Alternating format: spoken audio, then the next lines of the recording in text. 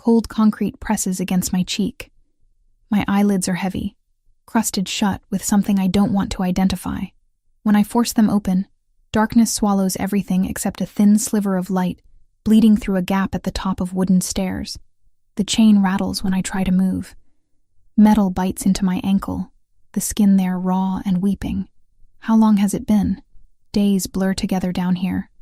No windows, no clock. Just the damp smell of earth and mold, the constant drip of water somewhere in the shadows, and the weight of the chain anchoring me to a pipe that runs along the wall. My throat burns. When did I last have water? Yesterday? 2 days ago? The masked figure who brings food comes irregularly. Sometimes twice in what feels like a day. Sometimes not at all for stretches so long my stomach cramps and my vision swims. I remember the hospital parking lot. October wind cutting through my scrubs. Fumbling for my car keys after a double shift that left my legs shaking and my head pounding. Then nothing. A sharp pain in my neck. Darkness. That was 3 months ago. At least, I think it was 3 months. Time loses meaning in the dark. Tonight feels different. Voices above. Not the usual creaking footsteps of my captor, but multiple people. Shouting. Something crashes. Glass shatters. My heart hammers against my ribs as I push myself into the corner, making myself as small as possible. The chain scrapes across concrete. The door at the top of the stairs explodes inward. Wood splinters. Heavy boots thunder down the steps. Bright white light floods the basement, so intense I have to shield my eyes with my arm. Jesus Christ. The voice is male. Deep. Controlled rage barely contained beneath those 2 words. I can't see him yet. Just his silhouette against the blinding light behind him. Tall. Broad shoulders. He doesn't move for several seconds, just stands there 3 meters away. Get bolt cutters now. He barks the order to someone I can't see. And get Dr. Costa on the phone. Tell him I need him at the house in 20 minutes. I don't care what he's doing. The light adjusts as he moves closer. My eyes finally focus enough to see him properly. Dark hair, wet and plastered to his forehead. Rain drips from an expensive suit that clings to his frame. His face is angular, shadowed by stubble. But what catches me are his eyes.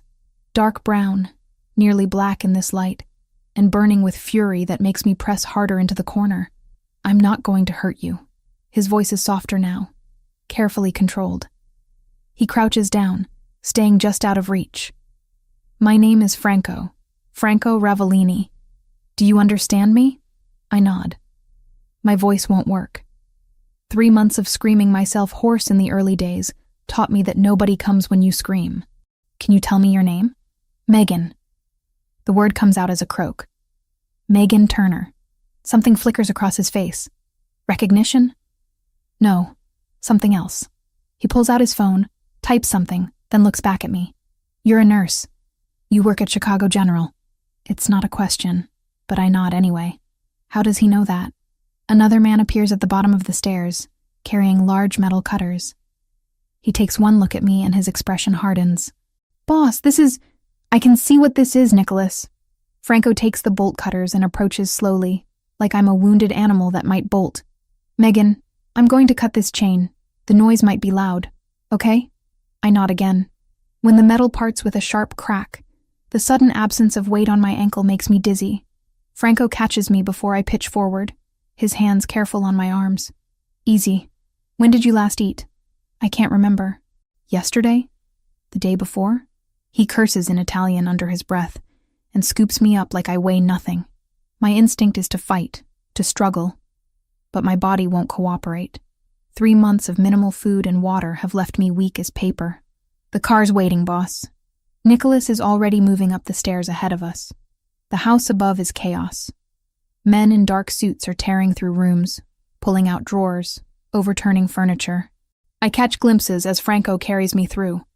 Expensive artwork on walls, marble floors, a kitchen with gleaming appliances. This isn't a basement dungeon. This is someone's home. Someone wealthy. Rain hammers the driveway outside. Franco wraps his suit jacket around me before carrying me to a black car. The interior is warm, leather seats soft beneath me. He slides in beside me, and the car moves before I even process what's happening. Where? My voice breaks. My house. You need medical attention. Food. Rest. He's looking at his phone again, jaw tight. Nicholas, I want every person who had access to that property identified. Every single one. And find Roberto. I want him found tonight. Roberto. The name sends ice through my veins. Franco notices my reaction. His eyes lock onto mine. You know that name. It's not a question. Everything about this man deals in statements, in certainty. I swallow hard, tasting blood where I've bitten my cracked lips. 6 months ago, emergency room. He came in after a car accident. Minor injuries. The memories flood back. I was his nurse. He asked for my number. I said no. He insisted. I refused again. He left. Franco's hands curl into fists on his thighs. The leather of his gloves creaks. Roberto Ravellini is my younger brother. Was my brother. The correction is sharp. What he did to you is unforgivable. Brother. This man's brother kept me chained in a basement for 3 months. The car suddenly feels too small, too warm. My lungs can't find enough air. Breathe. Franco's hand hovers near my shoulder but doesn't touch. I know what you're thinking. But Roberto acts alone. Has for years. I didn't know about you. Nobody in my organization knew. How did you find me? Anonymous tip, 2 days ago. Someone called my private line and said to check the property on Lakeside Drive. His jaw clenches. Roberto's house. I went there tonight, expecting to find drugs, maybe stolen goods. Not. He cuts himself off. Not you.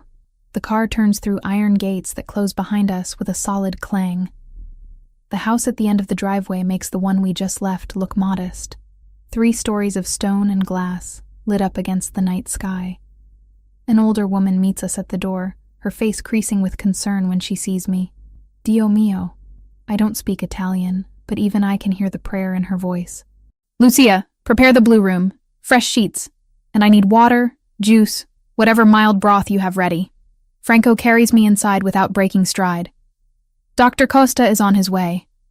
Of course, Signor Franco. Right away. The house smells clean. Lavender and lemon polish. So different from the damp earth and rot of the basement. Franco takes me upstairs to a bedroom that's larger than my entire apartment was. Soft blue walls, white linens, a bathroom visible through an open door. He sets me down carefully on the bed. For the first time since finding me, uncertainty crosses his face. I should let Lucia help you. It's not appropriate. He stops, seeming to realize how absurd propriety sounds after everything. I'll be right outside. Dr. Costa will be here soon. Wait. The word surprises us both. Why are you helping me? Franco looks at me for a long moment. Because my brother is a monster. And because when I saw you down there, I realized how far I've let things go. How much I've ignored because of family loyalty. He moves toward the door. Get some rest, Megan. You're safe now. The door closes softly behind him. I sit on the edge of the bed, still wrapped in his jacket that smells like expensive cologne and rain, and try to process what just happened. 3 months in hell, rescued by the brother of my captor, a man who clearly moves in the same dark world, but is treating me with more care than anyone showed me in the hospital where I used to work. Lucia returns with water and warm soup. Her hands are gentle when she helps me to the bathroom, staying close while I wash 3 months of grime from my skin. The shower water runs gray, then brown, finally clear. My reflection in the mirror is skeletal. Hollow eyes, matted hair that needs to be cut. The angry wound around my ankle where the chain ate into skin. You're safe here, Piccola. Lucia wraps me in a soft robe. Piccola. Little one. The endearment doesn't quite fit the angry wound around my ankle, but I cling to it anyway. Signor Franco. He is a good man. He will protect you. Will he? Or am I trading one prison for another? But when Dr. Costa arrives, examining my injuries with professional efficiency, and Franco stands in the corner watching with that carefully contained fury, I realize something. Whatever this situation is, whatever Franco Ravellini wants from me, it's not what Roberto wanted. And for now, in this moment, that's all I need to know. 4 days pass in a blur of medical examinations and cautious movements. Dr. Costa comes daily, checking the infection in my ankle, monitoring my vitals, adjusting medications. Lucia brings broth that gradually transitions to soft foods, then actual meals. My body remembers how to eat, how to process nutrients, but it's a slow awakening. I sleep more than I'm awake those first days. When I do surface, Lucia is always nearby with water, clean clothes, fresh bandages. She never asks questions, never pushes. Just provides steady maternal care that makes my chest ache with something I can't name. Franco is a ghost. I hear his voice sometimes, downstairs or in the hallway outside my room, deep timbre giving orders, asking questions, conducting business I don't understand. But he doesn't come in. Not since that first night. On the 5th morning, I wake feeling almost human. The fog in my head is cleared. My body, while still weak, responds when I tell it to move. I take a shower without Lucia's help for the first time, standing under the spray until the water runs cold. When I emerge from the bathroom, Lucia has laid out clothes on the bed. Not a dress or anything fancy. Simple jeans that look my size, a soft gray sweater, clean underwear still in packaging. The attention to detail is unsettling. Someone measured me while I was unconscious, or studied me closely to guess accurately. "Feeling better, Piccola?" Lucia asks from the doorway, her round face creasing with genuine warmth. "Yes, thank you." I pull on the clothes. They fit perfectly. "Lucia, how long am I staying here?" She smooths the bedspread that doesn't need smoothing. "As long as you need to heal. Signor Franco, he is very clear about this. You are not to worry about anything except getting strong again. And then what? Then you decide what comes next." She meets my eyes. "But first, you eat breakfast. You're still too thin." Breakfast is waiting in a small dining room adjacent to the kitchen. Scrambled eggs, toast, fresh fruit, coffee that smells like heaven. I'm halfway through the meal when Franco appears in the doorway. He looks different in daylight, still imposing, still carrying that aura of controlled danger. But there's fatigue around his eyes. His white dress shirt is rolled up at the sleeves, no jacket. More human, somehow. "May I join you?" I nod, not trusting my voice.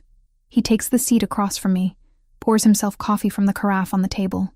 We sit in silence for a minute. 2. The quiet should be awkward, but it isn't. It's almost companionable. "How are you feeling?" He finally asks. "Better. Stronger." I set down my fork. "Thank you for everything. The medical care, the clothes, the room. I know this isn't normal for you."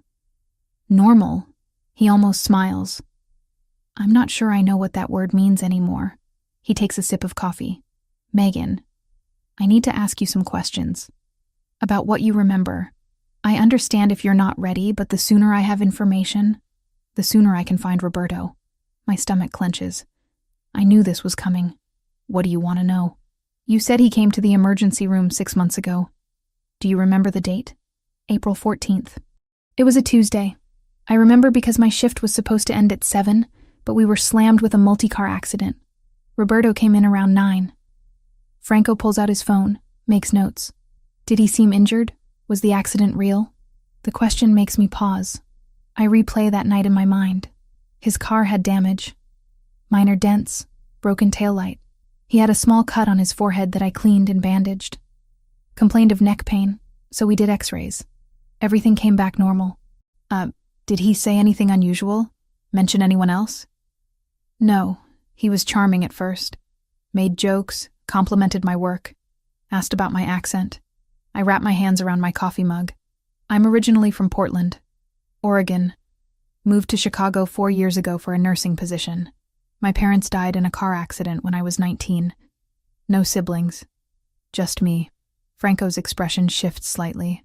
"Understanding, maybe. Or recognition of isolation that makes someone vulnerable." "Roberto asked for my number." I continue. "Said he'd like to take me to dinner, show me the city properly. I told him I was flattered but not interested. He asked again. I was firmer. He smiled, said it was my loss, and left. I didn't think about it again until... I trail off. Until you woke up in his basement. Yes." Franco leans back in his chair, jaw tight. Roberto has always had issues with rejection. Our father enabled it, cleaned up his messes. When our father died 5 years ago, I took over the family business. I made it clear that I wouldn't cover for Roberto the same way. He resented that. What kind of business? The question escapes before I can stop it. He looks at me directly. You know what kind. You're not stupid, Megan. You've heard the name Ravellini. You know what it means in Chicago. I do. Organized crime. Protection rackets. Legitimate businesses used to launder money. The kind of family that owns half the politicians and scares the other half. I should be terrified. Instead, I'm strangely calm. I won't apologize for what I do, Franco continues, but I will tell you that I have rules. I don't deal in drugs. I don't hurt civilians. And I sure as hell don't kidnap women because they had the audacity to say no. His hands tighten into fists. What Roberto did to you violates every code I live by. So why did he do it? Why keep me alive for 3 months? Franco's face darkens. Because he's sick. Because somewhere in his twisted mind, he thought if he kept you long enough, broke you down far enough, you'd eventually want him. Stockholm Syndrome, but weaponized. The clinical term for my nightmare. I push my plate away, appetite gone. I need to know one more thing, Franco says quietly. Did he ever touch you? Beyond the chain, the captivity. Did he assault you? No. The word comes out firm. He never came down to the basement, just sent someone masked to bring food and water. Sometimes I'd hear him upstairs talking on the phone, watching television, living his life while I rotted below, but he never came down himself. Relief flashes across Franco's face. That's something, at least. It means he saw you as a long game, not immediate gratification. He planned to keep you for years if necessary. The thought makes bile rise in my throat. How long until you find him? I have every resource at my disposal searching. Roberto knows how to disappear, but he'll surface eventually. He always does. Franco stands. In the meantime, you stay here. This house is secure. Guards, cameras, protocols. You're safe. How long? I meet his eyes. How long do you expect me to stay hidden in your fortress? As long as it takes. That's not an answer. It's the only one I have right now. He moves toward the door, then pauses. There's a library on the 2nd floor. Gym in the basement if you want to rebuild strength. Lucia can get you anything you need. Just ask. He's gone before I can respond. I sit alone in the dining room, surrounded by luxury I never asked for, protected by a man I barely know, hiding from a monster who wanted to own me. The next week settles into routine. I wake, eat breakfast, spend hours in the library reading medical journals and fiction. Lucia keeps me company, teaching me Italian phrases while we fold laundry or prepare meals. Dr. Costa visits every other day, pronouncing my recovery remarkable. The infection in my ankle is healing. My weight is climbing back toward normal. Physically, I'm getting better. Mentally, I'm a mess. Nightmares plague me almost nightly. I wake screaming, tangled in sheets, convinced I'm back in the basement. The 3rd time it happens, I hear footsteps in the hallway. Franco appears in my doorway, backlit by the hall light. Sorry, I gasp, trying to calm my racing heart. I didn't mean to wake you. You didn't. He stays in the doorway, respecting the boundary. I don't sleep much anyway. Is it always like this? The dreams? I don't know. I've never been where you've been. He's quiet for a moment. But I've seen men come back from war, from torture, from things that leave scars no one can see. The dreams fade eventually. Or, you learn to live with them. That's not particularly comforting. I don't do comfort. I do truth. He shifts his weight. Would it help if I stayed? Just until you fall asleep. I can sit in the chair. The offer surprises me. Why would you do that? Because you're in my house, under my protection, and you're afraid. If my presence helps, I'll provide it. It's not romantic. Not even particularly kind. It's pragmatic, transactional, and somehow that makes it easier to accept. Okay. He pulls the armchair from the corner to a spot near the window where he can see both the door and me. Sits down, long legs stretched out in front of him. Sleep. I'll be here. I don't think it'll work. but exhaustion pulls me under within minutes. When I wake at dawn, he's gone. The chair sits empty in the morning light. This becomes our pattern. I have nightmares. He comes. Sometimes he stays all night. Sometimes I fall back asleep quickly and he leaves. We never discuss it during the day. 2 weeks after my rescue, Dr. Costa arrives with unexpected news. You're healing exceptionally well, Megan. The infection is completely cleared. Your blood work is normal. You've gained back 10 pounds. He closes his medical bag. Physically, you're almost back to baseline. Almost? Your body needs more time to fully recover muscle mass and bone density. But you're not in danger anymore. Not medically, anyway. After he leaves, I find Franco in his study, surrounded by papers and computer screens showing security camera feeds. He looks up when I knock on the open door. Dr. Costa says I'm almost recovered. I heard. He turns off one of the monitors. That's good news. Is it? I step into the room. Because now comes the hard question. What happens next? Franco leans back in his leather chair, studying me.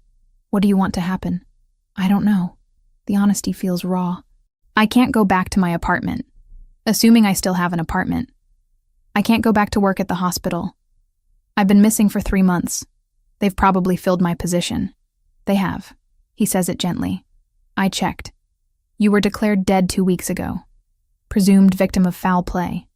There was a small memorial service. Dead. I'm legally dead. The room spins slightly. I can fix that. Franco continues quickly.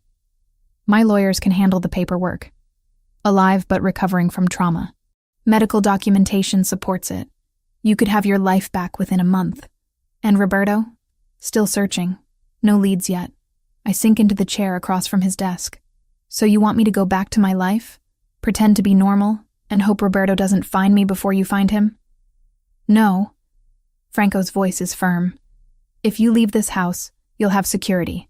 Round-the-clock protection. I won't risk Roberto getting to you again. For how long? Weeks? Months? Years? My voice rises. That's not a life, Franco. That's a different kind of prison. He doesn't argue because he knows I'm right. We sit in silence, the weight of impossible choices hanging between us. Finally, he speaks. There's another option. You stay here, not as a prisoner or a guest indefinitely protected. You stay as part of this household. We give you work, purpose, something beyond just surviving. Work? Doing what? Lucia needs help.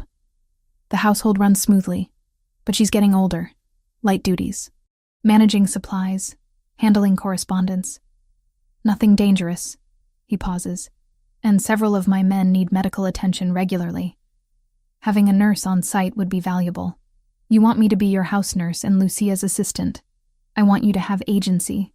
Choice. Structure. He meets my eyes. I want you to feel like a person again, not just a victim I rescued. The offer is practical, almost cold in its logic, but it's also the first real choice anyone's given me in months. I need time to think about it. Take all the time you need. The offer stands. He turns back to his monitors, dismissing me politely. I spend the afternoon in the library, staring at the same page of a book without reading a single word. By evening, I've made my decision. I find Franco having dinner alone in the small dining room. I'll stay, temporarily, until Roberto is caught or until I figure out what comes next. Whichever happens first. He nods once. Fair terms? You'll start working with Lucia next week. Light duties, like I said, and my men know to treat you with respect or answer to me. One condition. Name it. You be honest with me. About the search for Roberto. About the dangers. About everything. I'm done being kept in the dark. Franco considers this, then extends his hand across the table. Deal. His hand is warm and calloused when I shake it. The gesture feels binding, like we've just signed an invisible contract that will reshape both our lives in ways neither of us can predict. Working with Lucia transforms my days from aimless recovery into structured purpose. She teaches me the rhythms of the household, the preferences of the staff, the invisible systems that keep this massive estate functioning smoothly. I learn which grocer delivers fresh produce on Tuesdays, which cleaners handle the delicate antiques, how Franco takes his coffee in the morning. The medical work comes naturally. Nicholas mentions casually that one of the security team twisted his knee during training. I examine it in the kitchen, determining it's a minor sprain that needs ice and compression. Word spreads. Within days, men are appearing with various injuries, treating me with careful respect while I clean cuts, wrap sprains, monitor chronic conditions they've been ignoring. I establish a small medical station in a spare room off the kitchen. Basic supplies at first, then Franco authorizes a full order of equipment. Stethoscope, blood pressure cuff, suture kits, antibiotics. Everything I need to provide decent care without sending someone to a hospital for minor issues. 3 weeks into this new routine, I'm inventorying bandages when Franco appears in the doorway. He's in workout clothes, face flushed from exercise, hair damp with sweat. One of the men said you needed to see me. Marcus has high blood pressure, dangerously high. He needs medication and lifestyle changes. I hold up the chart I've been keeping. I've documented 3 separate readings over the past week. He's at serious risk for stroke or heart attack. Franco takes the chart, scans my notes. I'll have Dr. Costa prescribe what he needs. He also needs to lose weight, reduce stress, stop smoking. I cross my arms. Those are harder to prescribe. I'm aware. Franco hands back the chart. Thank you for catching this. Marcus has been with my family for 20 years. I'd rather not lose him to something preventable. He turns to leave, then pauses. You're good at this. Taking care of people. It's what I trained to do. I file the chart away. Feels good to use those skills again instead of just being taken care of. Is that what you want? To go back to nursing eventually? The question catches me off guard. I don't know. My whole life was built around emergency medicine. Adrenaline, life or death decisions, constant chaos. After 3 months in a basement, I'm not sure I can handle that environment anymore. But this, I gesture around the small clinic space. This feels manageable. Franco leans against the doorframe. He looks different when he's relaxed like this. Less intimidating. You don't have to decide immediately. Take the time you need. Easy for you to say. You're not the one declared legally dead. Actually, I had my lawyers file the paperwork yesterday. You're officially alive again as of this morning. He pulls an envelope from his pocket. New social security card, updated driver's license, medical records showing you were recovering from trauma. All legal, all documented properly. I take the envelope with shaking hands. These simple pieces of identification represent my existence in the world again. How much did this cost? Does it matter? Yes. I don't like owing people. You don't owe me anything. His voice is firm. You were victimized by my brother. That makes your recovery my responsibility. That's not how responsibility works. It's how it works in my world. He straightens. There's something else you should know. Chicago General called. They got word you're alive. The hospital administrator wants to meet with you. Apologize for the premature death declaration. Discuss potential reemployment. My heart lurches. You told them where I am? No. I told them you're recovering in a secure location and would reach out when ready. He studies my face. Do you want to go back there? I don't know. The honesty feels raw. That hospital was my home for 4 years. My colleagues were the closest thing I had to family. But Roberto found me there. He knew my schedule, my routines. Going back feels like painting a target on myself. It would be dangerous, Franco agrees. Even with security, hospitals are too public. Too many access points. So what? I just never work in emergency medicine again? Let Roberto take that from me too? I didn't say that. I said it would be dangerous. There's a difference. He shifts his weight. You could work at a private clinic. Smaller scale, controlled access, easier to monitor. I know several physicians who run practices that would value a nurse with your experience. Let me guess. Physicians who owe you favors. Physicians who recognize talent when they see it. He doesn't deny the favors part. Think about it. You don't have to decide today. After he leaves, I sit in the clinic room, holding my new identification documents. Megan Turner, officially alive, officially free to rebuild. But freedom is complicated when you're still being hunted. That night, the nightmare returns with vicious clarity. I'm back in the basement, But this time Roberto's voice echoes from upstairs. He's laughing, telling someone that I belong to him, that Franco made a mistake by interfering. I wake screaming, sheets tangled around my legs like chains. Franco appears before I've even caught my breath. He doesn't ask, doesn't say anything, just pulls the armchair to its usual spot and sits down, silent presence in the darkness. They're getting worse, I finally say. The dreams. I thought they'd improve with time. Recovery isn't linear. His voice is quiet in the dark. Some days are better. Some are worse. That's normal. How do you know? I've seen enough broken people to recognize the pattern. He leans back in the chair. After my father died, I had nightmares for months. Not about his death, but about everything he'd done. Every compromise, every violent act, every line crossed. I'd wake up wondering if I'd become him. Did you? Become him? Franco is quiet for a long moment. In some ways, yes. In others, no. I run the same businesses, operate in the same world, but I try to be better, cleaner. I don't always succeed. Why are you telling me this? Because you asked earlier if I wanted you to go back to nursing. The truth is, I don't want you to leave at all, but that's selfish. Your life, your career, your healing should all come before my preference for your proximity. The admission hangs in the air between us. I should probably address it, acknowledge what he just revealed. Instead, I ask a different question. Do you ever regret the choices you made? Taking over the family business instead of going legitimate? Every day. No hesitation. But regret doesn't change reality. I can't undo 5 years of decisions. I can only try to do better going forward. Is that why you're helping me? Some kind of penance? No. He stands, moves to the window, silhouette dark against the moonlight filtering through curtains. I'm helping you because when I found you in that basement, chained like an animal, I realized how far my family had fallen. Roberto didn't become a monster in a vacuum. Our father enabled his worst impulses. I ignored the warning signs because dealing with them was inconvenient. Your suffering is partially my failure. That's not fair to yourself. You didn't kidnap me. No. But I created an environment where Roberto thought he could, where family loyalty meant covering up crimes instead of preventing them. He turns to face me.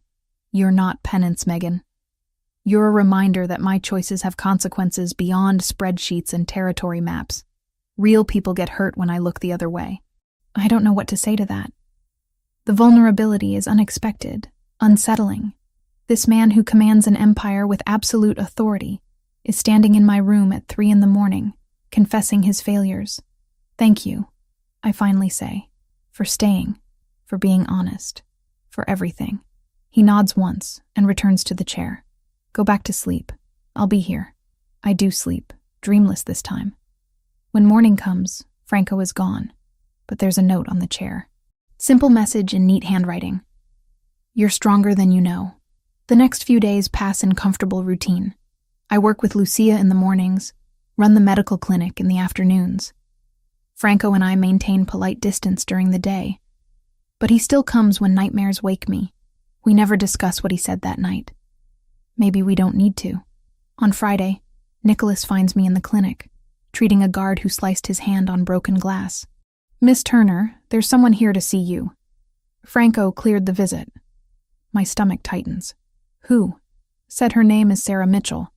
Claims she was your supervisor at Chicago General. Sarah.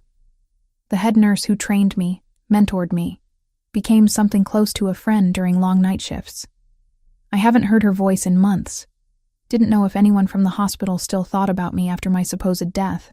I finish bandaging the guard's hand and follow Nicholas to a sitting room I've never been in before. It's formal but warm, decorated in cream and gold. Sarah sits on a sofa, hands clasped nervously in her lap. She's in her 50s. Gray hair pulled into the same practical bun she always wore. When she sees me, her face crumples. Megan. Oh my God, Megan. She crosses the room in 3 steps and pulls me into a fierce hug. I stand stiff for a moment, then return the embrace. She smells like hospital antiseptic and the mint gum she constantly chewed during shifts. We thought you were dead, she says, pulling back to look at me. The police found your car in the parking lot. Blood on the driver's seat. They said someone attacked you. Probably killed you. Disposed of the body. We held a memorial. I spoke at it. I'm sorry. I didn't mean to. Don't apologize. Sarah guides me to the sofa. Just tell me what happened. The lawyers who called only said you'd been found alive and were recovering from trauma. Nothing else. I tell her an edited version. Attacked in the parking lot, held captive for 3 months, rescued by someone connected to my attacker, recovering now in a secure location. I don't mention Roberto's name, don't specify Franco's exact relationship to the situation. Sarah listens without interrupting, tears streaming down her face. I should have walked you to your car that night, she says when I finish. You'd just worked a 16-hour shift. I should have made sure you got safely. This isn't your fault. I know, but I still feel it. She wipes her eyes. Are you coming back? The hospital wants you back. Your position is filled, but they'll create a new one. Whatever you need to make it work. The offer is tempting. Return to familiar territory, familiar faces, the career I built for 4 years. But when I imagine walking through those emergency room doors again, panic tightens my chest. I don't think I can. Not yet. Maybe not ever. Too many memories. Too much exposure. Sarah nods like she expected this answer. Then what will you do? I'm working here temporarily, providing medical care for the household staff. It's good work, meaningful, but it's not permanent. Because you're waiting for them to catch whoever took you. Yes. She takes my hand. Megan, I want you to know something. Whatever you decide about your career, wherever you end up working, you're an exceptional nurse. The best I've trained in 15 years. Don't let trauma steal that from you. After Sarah leaves, escorted out by Nicholas, I sit alone in the formal sitting room. Franco appears in the doorway, as if he's been waiting nearby. Your friend seems nice. She is. I stand, suddenly needing to move. She offered me my job back. Or a new position at the hospital. Are you going to take it? No. But hearing the offer helped somehow. Knowing I still have value outside these walls. Later, Sarah will send the occasional photo from the ER, controlled chaos and tired smiles. A quiet reminder that world is still there if I ever want to step back into it. Franco crosses the room until he's standing close. Closer than he usually allows. You have value because of who you are, not because of where you work. Though for what it's worth, the men you've treated here think you're some kind of miracle worker. I'm just doing my job. No. You're rebuilding yourself piece by piece while dealing with trauma that would break most people. That's not just anything. The intensity in his voice makes me look up. His dark eyes are fixed on mine. And there's something in his expression I can't quite name. Before I can analyze it, he steps back, putting distance between us again. I have a meeting. Lucia's making your favorite pasta tonight. Don't skip dinner. He's gone before I can respond, leaving me alone with the lingering warmth of his rare praise and the growing realization that this temporary arrangement feels less temporary every day. 1 month. That's how long I've been living in Franco's mansion when I realize I've stopped counting the days. The realization hits me during breakfast. Lucia sets down espresso and fresh bread, and I'm halfway through thanking her in Italian, words I've picked up from listening to Franco's phone calls, when I notice the calendar on the wall. March 15th. I disappeared October 7th. The math feels distant, like it belongs to someone else's life. Franco walks into the kitchen, still buttoning his shirt cuff. His hair is damp from the shower. He pours himself coffee without asking if I slept well, because he already knows. He stopped sitting in the chair 3 weeks ago. Now when the nightmares come, I find him reading in the hallway outside my room instead, close but not intrusive. Last night I didn't scream. We both noticed. Nicholas mentioned you've been asking about the library, he says, leaning against the counter. Not sitting. He rarely sits during breakfast. Always moving like stillness makes him vulnerable. I finish the medical journals. I tear off a piece of bread. I was hoping for something different. Fiction, maybe. His eyebrow lifts slightly. You don't strike me as someone who reads for escape. I'm not escaping. I'm remembering what it feels like to think about something other than survival. He studies me for a long moment, then nods. 2nd floor, East Wing. Anything you want. The library turns out to be exactly what I didn't know I needed. Floor-to-ceiling shelves, leather chairs positioned near tall windows, the kind of silence that feels intentional rather than empty. I pull down a worn copy of Dante's Inferno and find handwritten notes in the margins. The handwriting is precise, controlled, Franco's. That night, he asks what I chose. Your annotated copy of the Divine Comedy, I tell him over dinner. We've fallen into this pattern, eating together 3, sometimes 4 nights a week. Not planned, just coincidental. Or maybe not coincidental at all. You wrote that Dante got the political allegory wrong in Canto 6. I was 19 and thought I understood corruption. He cuts into his steak with surgical precision. I didn't. And now I know corruption isn't about betraying principles. It's about never having them to begin with. These conversations have become the strangest part of my new reality. Franco doesn't make small talk. He either says nothing or cuts straight to the bone of things. Tonight we discuss whether Virgil represents reason or merely the illusion of guidance. Last week, it was the ethics of triage in emergency medicine. He'd asked detailed questions about how I decide who gets treatment first when resources are limited. Before that, the architecture of Chicago's oldest buildings. He'd studied international business at Northwestern, I learn. Graduated top of his class. Had offers from consulting firms in New York, London, Singapore. What happened? I ask. My father had a stroke. Franco's voice doesn't change, but something in his posture does. Someone needed to take over the family operations. Roberto was 22 and too volatile. It fell to me. You could have said no. I could have. He sets down his fork. But watching my father build everything from nothing, then seeing it vulnerable because he couldn't let go, that taught me something. Power doesn't care about your plans. It cares about who's willing to hold it. I want to ask if he regrets it, but the question feels wrong. Franco doesn't deal in regrets. He deals in choices made and consequences accepted. On the 32nd day, something shifts. I'm suturing a cut on my own hand, stupid kitchen accident with a paring knife, when Franco appears in the doorway. He watches me work for a moment, then crosses the room and takes the needle from my fingers. Let me. I can do it myself. I know. He's already threading the next suture. But you don't have to. His hands are steady, surprisingly gentle. I watch his face while he works, noting the concentration in his eyes, the way his jaw tightens slightly when he pulls the thread through. When he finishes, he doesn't let go immediately.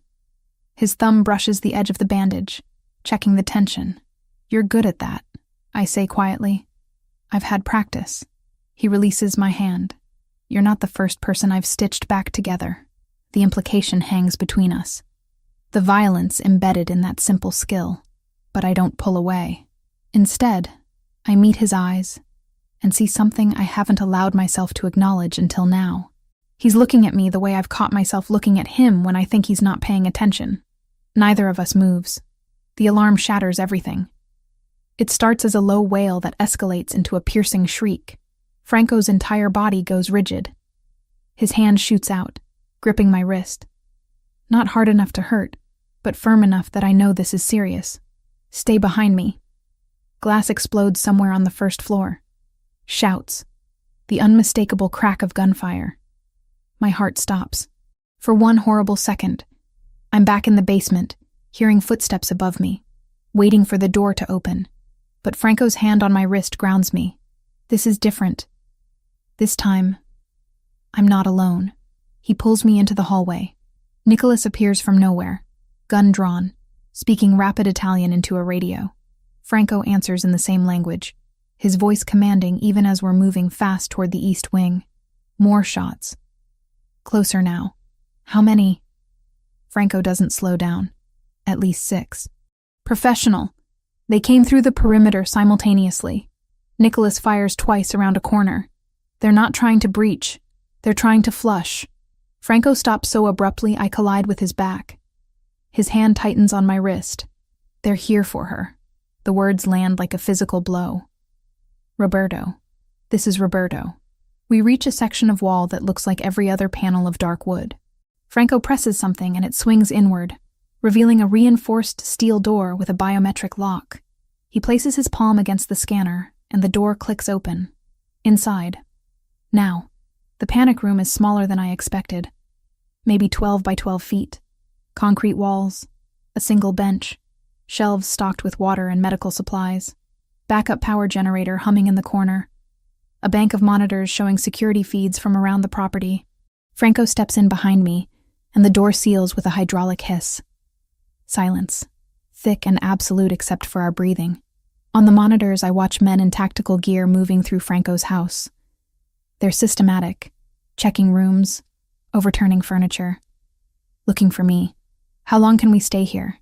My voice comes out steadier than I feel. As long as necessary. It's ventilated, reinforced. They'd need explosives to breach, and by then the authorities would already be on their way. He's watching the screens, tracking the intruder's movements. Nicholas has called in reinforcements. This will be over in under an hour. I sink onto the bench.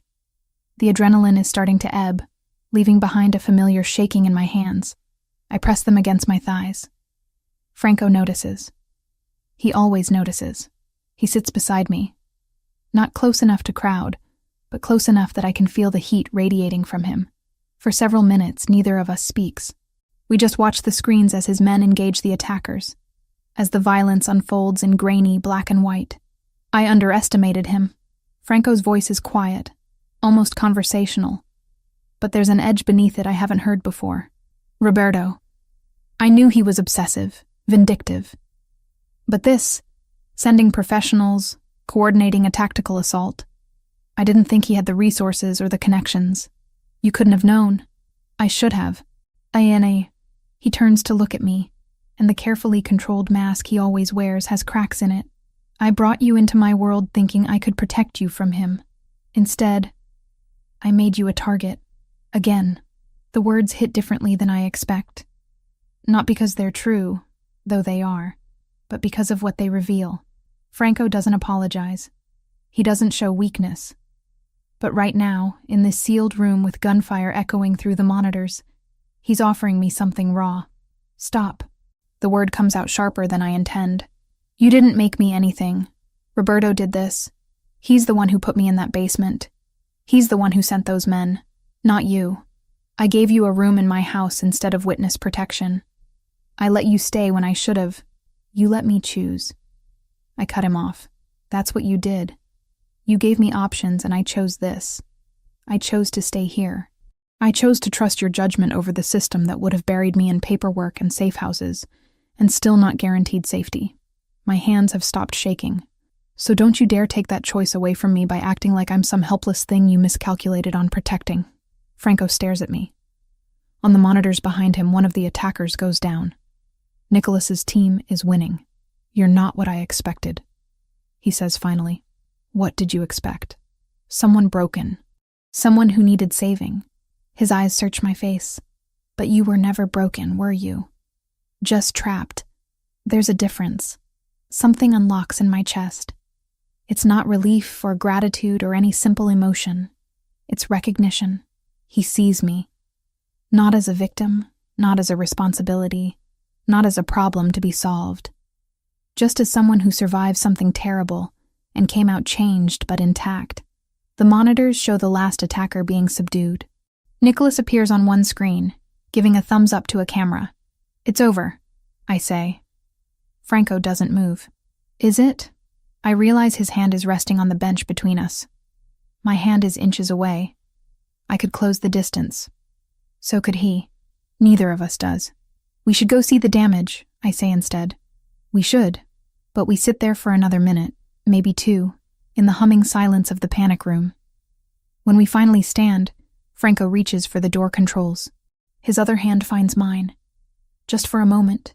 Fingers brushing palm. And then he's releasing the lock, and the real world comes flooding back in. The house looks like a war zone. Shattered glass, bullet holes in the walls, furniture overturned. Franco's men are zip-tying the two surviving attackers. Nicholas has a cut above his eyebrow, but seems otherwise unharmed. Franco doesn't let go of my hand immediately, and I don't pull mine away. Nicholas notices. His expression doesn't change, but I catch the slight nod he gives Franco. Acknowledgement. Maybe approval. Get them to the warehouse. Franco orders, finally releasing me. I want to know everything. Who hired them? how much they were paid, what the original plan was. Already on it. Nicholas gestures to his team. We've also contacted our people downtown. The official story will be an attempted robbery. Franco nods. Then he turns to me. Pack a bag. We're moving to the north property tonight. This location is compromised. For how long? Until I'm certain Roberto doesn't have a third attempt planned. His jaw tightens. He's getting desperate. That makes him more dangerous, but also more likely to make mistakes. Over the next 72 hours, Franco transforms from the controlled, distant man I've come to know into something else entirely. He doubles the security detail, installs new systems, runs background checks on every single person in his organization. The northern property, smaller, more modern, positioned on 20 acres of wooded land, becomes our new fortress. But he also does something unexpected. He gives me access. Not full access to everything. I'm not naive enough to think that. But enough. Encrypted phone. Secure laptop. Permission to contact the few friends who still reach out occasionally, though the messages are monitored. He even arranges for me to have supervised visits to the city when I need them. Why? I ask on the fourth night in the new location. We're in his office, a sleek space with windows overlooking the dark woods. Because you were right. He doesn't look up from the documents he's reviewing. I can't keep you safe by keeping you in a cage. That just makes a different kind of prison. I never said that. You didn't have to. He finally meets my eyes. You're not a possession, Megan. You're a person who deserves autonomy, even in the middle of this mess. If I can't give you that, then what's the difference between me and Roberto? The question lands heavy in the room. There's a massive difference, I tell him. Roberto took my freedom because he felt entitled to me. You're giving it back because you respect that you never owned it in the first place. Something crosses his face. Relief, maybe. Or validation. He returns to his papers, but I notice his shoulders relax slightly. A week later, I start working remotely as a medical consultant for a nonprofit organization that provides healthcare guidance to underserved communities. Franco set it up, connected me with the director, made sure the technology was secure. I spend my mornings reviewing case files and advising on treatment protocols. It's not the same as being in a hospital, but it's purpose. It's contribution. It's proof that I'm still me. Franco asks about it during dinner that night. There was a case today. I tell him. A 7-year-old with symptoms that the local clinic misdiagnosed as flu. I caught the signs of early meningitis. They got her to a hospital in time. You saved her life. I did my job. He sets down his wine glass. It's more than that. You could have walked away from medicine entirely after what happened. Used trauma as an excuse to hide. Instead, you're finding ways to practice even from here. The same way you're finding ways to transition to legitimate business? I raise an eyebrow. Nicholas mentioned you've been in talks with tech investors. Franco's mouth quirks. Not quite a smile, but close. Nicholas talks too much. Or maybe you're not as opaque as you think. We're flirting. The realization hits me mid-conversation. This careful dance we've been doing for weeks has shifted into something else. Something more dangerous than Roberto, or midnight attacks, or any external threat. Because this, whatever is building between Franco and me, this could actually break me. The trauma I survived I can compartmentalize. The fear I can manage. But caring about someone who operates in a world of violence and moral complexity, someone who might not survive the next betrayal or power struggle, that terrifies me more than any basement ever could. Franco seems to sense the shift. He leans back in his chair, putting deliberate distance between us. You're thinking too loud, he observes. I'm thinking that this, us having dinner, talking like normal people, feels dangerous. It is. He doesn't deny it. Everything about this situation is dangerous, Megan. But pretending there's nothing here doesn't make it safer. It just makes it a lie. He's right. I know he's right. But knowing and accepting are vastly different things. I stand, suddenly needing space, needing air. I should get some sleep. Franco rises too. I'll walk you to your room. It's unnecessary. The house is secure. His men are everywhere. But I don't argue. We move through the quiet hallways in silence until we reach my door. Thank you, I say. for the work setup, for the freedom, for not treating me like I'm fragile. You're the furthest thing from fragile I've ever encountered. His voice is low, serious. Don't mistake caution for weakness. What you're doing, rebuilding yourself while still in the middle of chaos, that takes more strength than most people have. I should open the door, should say goodnight, should maintain the careful boundaries we've established. Instead, I ask, do you regret it? Finding me that night? Never. The answer is immediate, absolute. Do you regret that I did? I think about the basement, about the terror and isolation. Then I think about this month. The conversations, the growing trust, the strange sense of belonging I've found in the most unlikely place. No, I whisper. I don't. We stand there in the dim hallway, close enough that I can see the flecks of gold in his dark eyes, close enough to feel the tension coiling between us. Franco lifts his hand, and for a heartbeat, I think he's going to touch my face. Instead, he reaches past me and opens my door. Good night, Megan. Good night. I step inside and close the door, press my back against it, listen to his footsteps retreating down the hall. My hand is still bandaged from the kitchen accident. I trace the edges of the gauze he applied, remembering the careful way he'd sutured the wound. The gentleness in hands that have undoubtedly caused terrible harm. I should be horrified by what I'm feeling. Should recognize the trauma bond for what it is. Should protect myself. But when I close my eyes, all I see is the way Franco looked at me in the panic room, like I was worth protecting not because I was his responsibility, but because I mattered. And that, more than anything else, is what makes this truly terrifying. 6 weeks at the northern property, and the boundaries I've carefully maintained start blurring in ways I can't ignore. It happens in increments too small to protest. Franco appears in the kitchen doorway each morning with coffee prepared exactly how I prefer it. 2 sugars, splash of cream, heated to just below scalding. He never asks if I want it, just sets the mug beside my laptop and disappears before I can thank him. I return the gesture without planning to. After his boxing sessions with Nicholas in the converted garage, I'm waiting with ice packs and antiseptic when he comes inside. The first time, he'd looked at me strangely, but said nothing. Now it's routine. Yesterday I stitched a split knuckle while he sat motionless on the kitchen counter, watching my face instead of my hands. You should wear proper gloves, I'd said, focusing on the neat line of sutures. I should do a lot of things differently.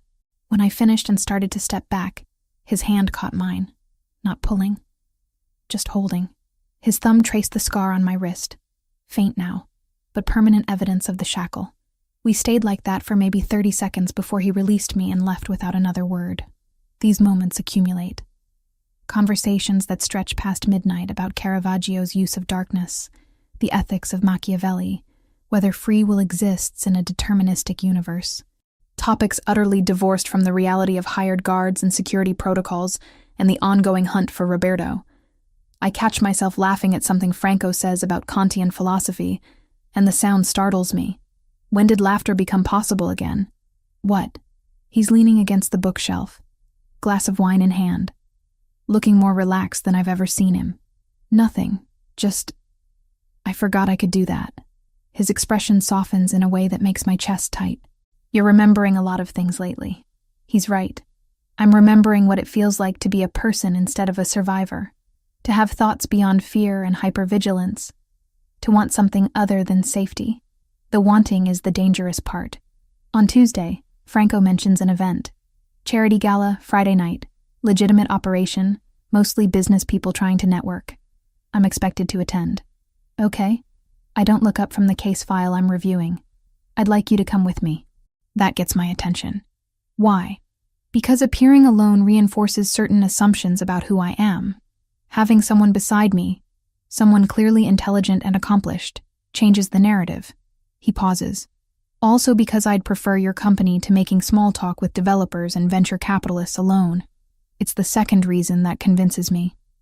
The honesty in admitting he wants me there, not just for strategy, but because he actually wants me there. I don't have anything appropriate to wear. That's already handled. Lucia has several options ready whenever you want to look at them. Of course, he's thought of everything. Control is Franco's native language. The dresses Lucia shows me Friday afternoon are beautiful, elegant without being ostentatious. Designer labels I recognize from hospital benefit dinners I could never afford to attend. I choose a deep emerald silk that fits like it was made for me. Probably was. Franco's reaction when I descend the stairs is subtle, but unmistakable. His eyes track from my face down to my heels and back up. He doesn't smile, but something in his posture shifts. "You look remarkable," he says simply. "You look presentable yourself." He's in a charcoal suit that probably costs more than my old monthly rent. But I've learned not to be impressed by expensive clothes. What strikes me is how comfortable he seems in this armor, the civilized veneer of wealth and power that conceals everything underneath. The drive to the hotel venue takes 40 minutes. Nicholas follows in a second car with 2 other guards. Even at a charity gala, Franco doesn't take chances. "Ground rules," he says as we approach the city. "Stay within sight. If anyone makes you uncomfortable, find me immediately. Don't accept drinks from anyone but the waitstaff. And even then, keep the glass in your hand at all times. You're bringing me to a party where I need a security briefing? I'm bringing you into a room full of people who would exploit any weakness they detect. That includes mine." His jaw tightens. "You're not a weakness, but they'll perceive you as one if they think they can use you against me. I need you aware of that." The honesty is jarring. He's not pretending this is a normal date or a simple social engagement. He's making sure I understand the stakes. "I can handle myself," I tell him. "I know you can, but you shouldn't have to handle it alone." The ballroom is exactly what I expected. Crystal chandeliers, ice sculptures, women in gowns that cost more than my nursing school tuition. What surprises me is Franco's transformation. He's charming, genuinely charming. Shaking hands with real estate moguls, discussing market trends with tech investors, making self-deprecating jokes about his father's old-school business philosophy. People gravitate toward him, men wanting his approval or partnership, women finding excuses to touch his arm. But he keeps me close. His hand finds the small of my back repeatedly throughout the evening, guiding me through conversations, including me in discussions, making it clear without words that I'm not an accessory but a partner. "Franco, you didn't mention you were bringing a date." A woman in red approaches, predatory smile fixed in place. "Megan, this is Diane Castellano. Her family owns most of the commercial real estate in the west suburbs." He doesn't address her comment about dating. "Diane, Megan is a medical consultant specializing in community healthcare." Diane's eyes sharpen. "How fascinating. Where did you two meet?" "Through mutual acquaintances," I say smoothly. Franco's hand presses slightly against my back. Approval. She loses interest quickly when it becomes clear there's no scandal to uncover, moving on to easier targets. "You're good at this." Franco murmurs near my ear. "Hospital politics aren't that different from this. Different stakes, same games." Throughout the night, I watch him navigate the room with surgical precision.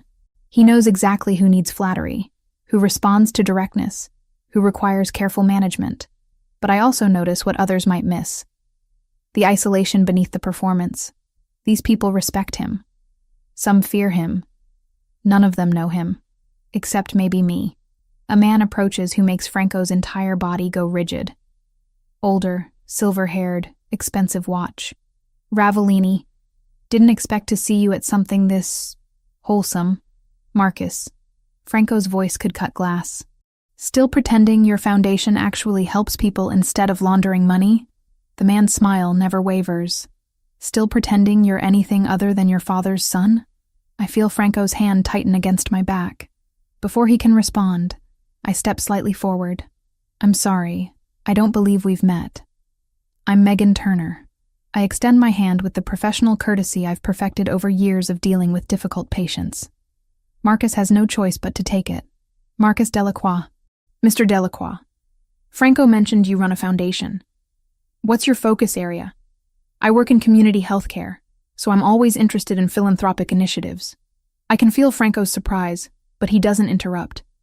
I proceed to ask Marcus increasingly specific questions about his foundation's actual work until it becomes painfully obvious he knows nothing about the operations. He excuses himself within 5 minutes, thoroughly deflated. That was strategic. Franco says once we're alone again. That was me being tired of men like him thinking they can insult people without consequence. Something flashes in his eyes. You defended me. I shut down an ass. There's a difference. But we both know there isn't. Not really. The drive back is quiet at first. I watch the city lights blur past, processing the evening. Franco drives himself this time, having sent Nicholas ahead. Did I make you uncomfortable tonight? He asks suddenly. No. I touched you frequently, kept you close. If that was... Franco. I turned to face him. I felt safer in that room full of criminals and con artists with your hand on my back than I ever felt walking to my car after a hospital shift in my old life. Does that make sense? Probably not. But it's the truth. He pulls over so abruptly I grab the dashboard. We're at some overlook I don't recognize. The city sprawling below us like scattered diamonds. We need to talk about this. His hands grip the steering wheel. What's happening between us? My heart hammers. Okay. It's not just protection anymore. It hasn't been for weeks. He turns to face me fully. I think about you constantly. What you're doing, if you're comfortable. Whether you smiled at something in your work today. I memorized how you take your coffee. I know you read the last page of books first to make sure they're worth the investment. I notice when you wear the green sweater because it's your favorite. Franco, let me finish. His voice is strained. People in my position don't have real relationships. We have transactions, arrangements, partnerships built on mutual benefit or necessary alliances. Having someone who actually matters, someone I care about beyond their utility, that's a vulnerability. That's a weapon someone can use against me. Against us, I correct quietly. Yes, against us. He exhales slowly. I'm trying to do the right thing here. I'm trying to warn you that what I'm feeling is dangerous. That being with me, really being with me, means accepting risks most people would run from. And what are you feeling? The question hangs between us. Outside, the city glitters indifferently. I'm feeling things I didn't think I was capable of anymore, he finally says. I'm feeling protective in ways that go beyond professional obligation. I'm feeling possessive when other men look at you. I'm feeling terrified that something might happen to you because of me. His eyes meet mine. I'm feeling like you're the first real thing I've encountered in a decade of carefully constructed lies. I should be cautious. Should remember that trauma bonds aren't love. Should protect myself from someone whose life is built on violence and moral compromise. But I'm so tired of being careful. I'm scared, I admit. Not of you, of this, of caring about someone when my life already fell apart once. Of building something that might get destroyed. I take a breath. But I'm also tired of letting fear make all my decisions. What are you saying? I'm saying I don't know what this is between us. I'm saying it probably is dangerous and complicated and potentially destructive. I reach across the console, placing my hand over his. I'm saying I don't care enough to walk away from it. Franco's hand turns, lacing his fingers through mine. You should care. You should protect yourself. From what? More trauma? Already survived that. Uncertainty? Living in your house under protection is already uncertain. Caring about someone complicated? I laugh without humor. Franco, my life stopped being simple the night I woke up chained in a basement. There's no safe option anymore. There's just different kinds of risk. And this, us, that's a risk you're willing to take? Are you? He doesn't answer with words. Instead, he lifts our joined hands and presses his lips to my knuckles. A gesture so unexpectedly tender, it makes my breath catch. I'm willing, he says against my skin. God help us both. But I'm willing. We sit there in the parked car overlooking the city, holding hands like teenagers. And I think about how nothing in my life prepared me for this moment. Not nursing school, not years of emergency medicine, not even surviving 3 months of captivity. Because this, choosing to care about someone despite every logical reason not to, this requires a different kind of courage entirely. Eventually, Franco starts the car. The drive back is silent, but his hand finds mine across the console and stays there. When we reach the house, he walks me to my room like he does every night. But tonight feels different. Tonight we've acknowledged what's been building for weeks. Good night, Megan, he says at my door. Good night. He doesn't leave immediately. Neither do I. We stand in the hallway, close enough that I can see the conflict in his eyes. Wanting to stay, knowing he should go. Finally, he steps back. Sleep well. I watch him walk away, then close my door and lean against it. That night, I have the worst nightmare in weeks. I'm back in the basement. But this time when the door opens, it's not Franco who finds me. It's no one. The door stays open, and I stay chained and nobody comes. I wake up gasping, disoriented. Reach for the glass of water on the nightstand and knock it over. The crash sounds deafening in the quiet house. I wait for Franco's familiar footsteps in the hallway. The shadow under my door that means he's out there, reading, keeping watch. Nothing. The silence is worse than the nightmare. He's giving me space, respecting boundaries, doing exactly what he should do after the conversation we had, and it hurts more than any comfort would have helped. I lie awake for the rest of the night, staring at the ceiling, understanding for the first time that the distance between us isn't protection. It's just distance, and I hate it. 2 months. Around 8 months since the hospital parking lot, though some days it still feels like I'm still lying on that concrete. The number feels significant when Franco mentions it during breakfast, though he's talking about something else entirely. A business merger timeline. Nothing to do with us. But I count differently now. 2 months since he found me. 8 weeks since the gala.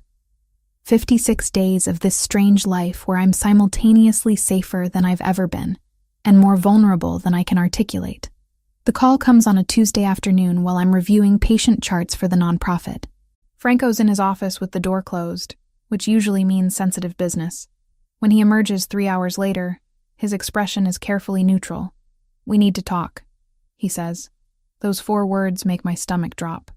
Nothing good ever follows them. We sit in the living room. He doesn't pour himself a drink, which tells me he needs complete control for this conversation.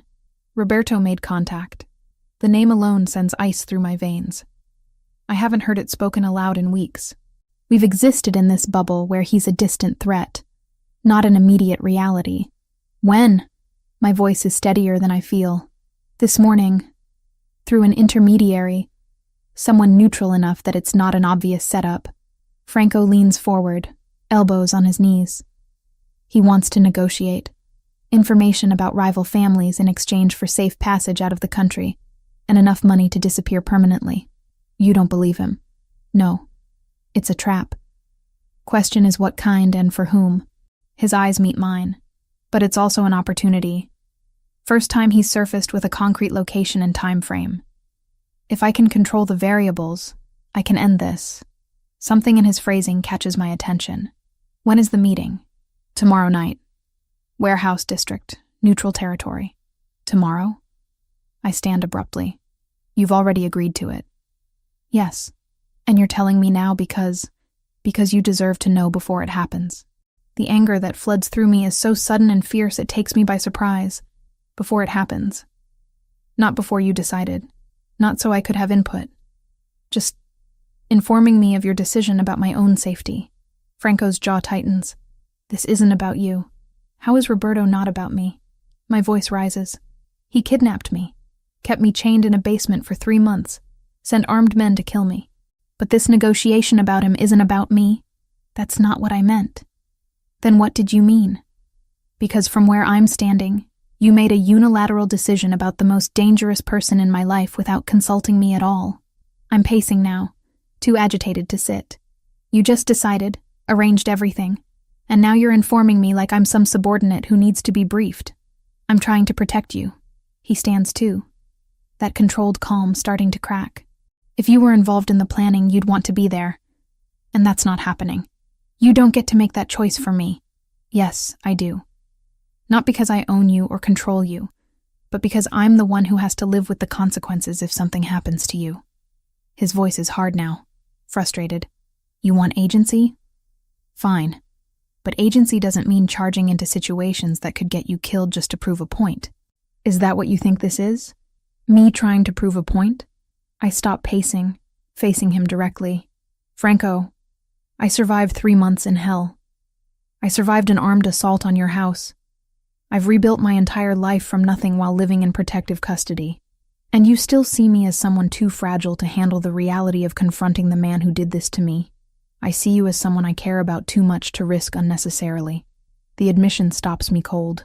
He's breathing hard, hands clenched, looking like every word is being dragged out of him. You think I don't understand risk? I say quietly. I'm living in your house. I'm falling for a man whose business involves violence and moral compromises I can't even fully comprehend. I know about risk, Franco. What I can't handle is being sidelined from my own life, because you've decided what's best for me. We stare at each other across the room. The silence stretches taut. What do you want? He finally asks. I want to be part of the decision. I want to know the plan. I stop, recognizing the impossibility of what I actually want. I want to face him, but I also know that's not tactical or safe or smart. Franco crosses the distance between us, stops close enough that I have to tilt my head back to maintain eye contact. You're right, he says. I should have told you before I agreed. Should have included you in the planning. That was wrong. The apology surprises me. Franco doesn't apologize easily. So what now? I ask. Now we compromise. You don't go to the meeting. That's non-negotiable, and I think you understand why. But you're not shut out completely. He pulls out his phone, shows me something I don't fully understand but looks like surveillance equipment. You can listen to everything in real time. Audio and video feeds. Nicholas will be with you at a secure location. If anything seems wrong, you warn me immediately. You're not a spectator. You're active intelligence. It's not what I wanted, but it's more than I expected him to offer. Okay, I say. Okay? Don't push it. I'm still angry with you. His mouth quirks. Almost a smile. Fair. The next 24 hours crawl by. Franco spends most of it coordinating with his team, running through scenarios, preparing for every possible variation of betrayal. I try to focus on work, but keep reading the same paragraph over and over. That evening, Nicholas drives me to what he calls an auxiliary location, a high-rise condo downtown that belongs to one of Franco's shell companies. Top floor, reinforced, excellent sightlines. He sets up the monitoring equipment while I watch. He's going to be fine, Nicholas says without looking at me.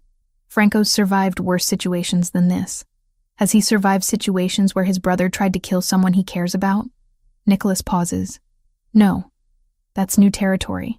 But if anything, that makes him more dangerous, not less. The feed comes online at exactly 8:15. Multiple camera angles of an abandoned warehouse. Audio from the wire Franco's wearing.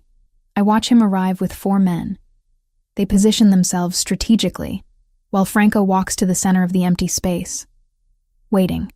At 8:30, a car pulls up. Roberto emerges alone, though I can see at least 2 other figures staying in the vehicle. He looks different than I remember. Thinner, with shadows under his eyes. Good. I hope he hasn't slept well. Franco. Roberto's voice comes through the speakers. Didn't think you'd actually show. Let's skip the reunion and get to business. Franco's tone is flat, businesslike. You said you have information. I do. Names, operations, supply chains for the Castellano family. Everything you'd need to expand into their territory when they collapse.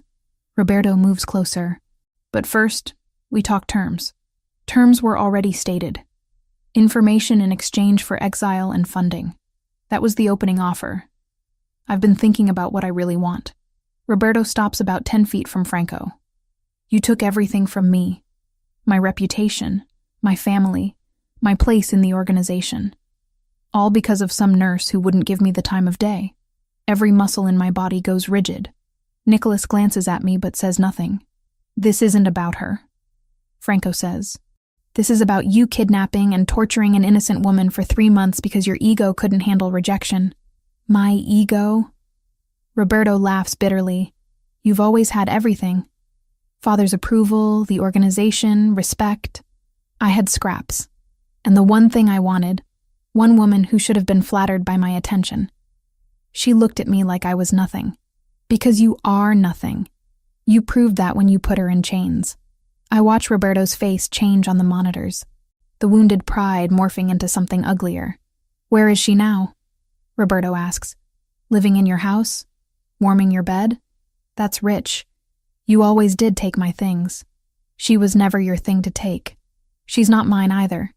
She's a person who you victimized. Spare me the moral superiority. You think you're different than me? You've killed people, Franco.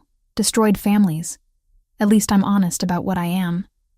You're honest about nothing. You're a coward who preys on women. Franco's voice drops dangerously low. Now give me the information or stop wasting my time. Roberto reaches into his jacket. Franco's men tense immediately, but he pulls out a flash drive. It's all here. But before I hand it over, I want to know, is she here? Did you bring her to watch? He hesitates. Just half a second too long on the question. And that's when I see it. On the secondary camera feed, the one showing the perimeter, 3 figures moving into position, not near Franco, near the street where a van is parked, the van that supposedly brought me here. Nicholas. My voice is urgent. The van. He's targeting the van.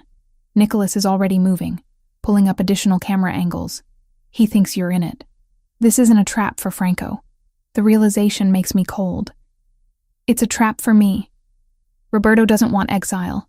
He wants revenge, Nicholas finishes. He's on the radio immediately, speaking rapid Italian. On the main monitor, I watch Franco's posture change. He got the warning. She's not here, Franco says calmly. Too calmly. Did you really think I'd bring her to meet you? You're lying. The van is empty. Has been the whole time. Franco gestures, and one of his men opens the van's back doors remotely. Nothing inside but surveillance equipment.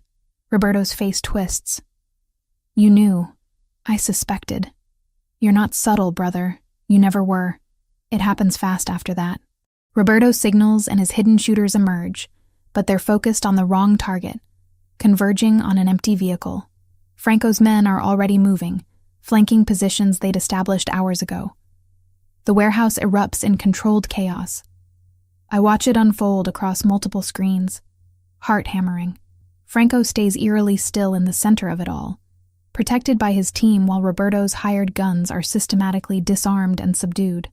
Roberto tries to run. Makes it maybe 20 feet before Nicholas. When did he leave the condo? Appears from nowhere and tackles him to the ground. It's over in under 3 minutes. On the monitor, Franco walks over to where Roberto is being restrained, crouches down to his eye level. The audio is muffled, but I hear him say something in Italian. Roberto spits at him. Franco doesn't react, just stands and nods to his men. Target secured, a voice says through the radio, bringing him to the primary location. Nicholas reappears in the condo doorway, slightly out of breath. We're clear. Franco's on his way here. Roberto?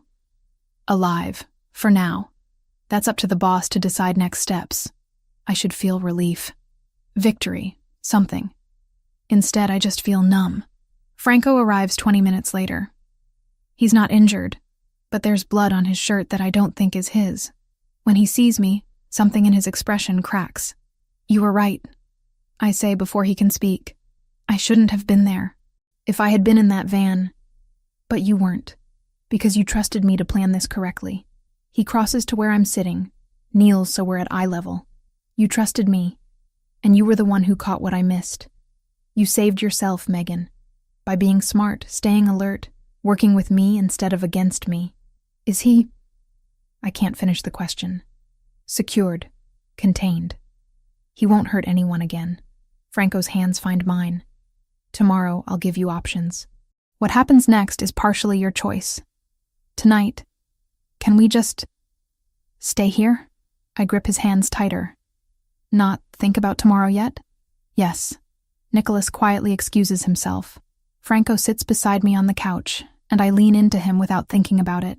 His arm comes around my shoulders, solid and warm. I'm still angry about you not telling me initially, I murmur. You should be, but I'm also grateful you kept me safe. Those things can both be true. We sit in silence, watching the city lights through the window. Somewhere out there, Roberto is in custody. The nightmare that's defined my life for months is contained. But sitting here with Franco, I realize the real terror isn't what happened. It's what comes next. Now that the immediate threat is neutralized, what reason do I have to stay in his world? What reason does he have to want me to? The questions sit heavy between us. unspoken, but present. Franco's thumb traces circles on my shoulder. I focus on breathing. Tomorrow we'll deal with Roberto, with consequences and decisions and the aftermath. Tonight, we just sit together in the dark, holding on while we still can. Roberto sits in the secure room, wrists bound loosely to the chair. Not out of cruelty, Franco doesn't operate that way, but practicality. The space is clean, temperature controlled, nothing like the basement where he kept me. That distinction matters. Franco offered me a choice the night before. You don't have to see him. You don't owe him closure or confrontation or anything. But if you want it, I'll be there with you. I chose to go. Not for Roberto, but for myself, to see him powerless, to speak without fear for the first time since that hospital encounter 6 months ago. Now I stand in the doorway, Franco beside me, and Roberto lifts his head. His face is thinner, circles under his eyes. He looks diminished. Good. Megan. He says my name like we're old friends, like he didn't steal 3 months of my life. I step inside, keeping my voice level. I'm not here to listen to you. I'm here so you can listen to me. His jaw tightens. Always so self-righteous. You could have just given me your number. None of this would have happened. You're right, I say, and his eyebrows lift in surprise. If I'd given you my number after you harassed me at the hospital, maybe you would have left me alone. Or maybe you would have escalated anyway because rejection wasn't actually the problem. Control was. I never wanted to hurt you. I just wanted to own me, to punish me for making you feel small. I cross my arms. You didn't see me as a person. You saw me as a thing you were entitled to, and when I said no, you decided I needed to be broken until I said yes. Roberto's face flushes. Franco poisoned you against me. You think he's better? He's killed people, Megan. Destroyed families. At least I'm honest about what I wanted. You're honest about nothing. I lean forward slightly. You tell yourself stories where you're the victim, where everyone else wronged you. But the truth is simpler.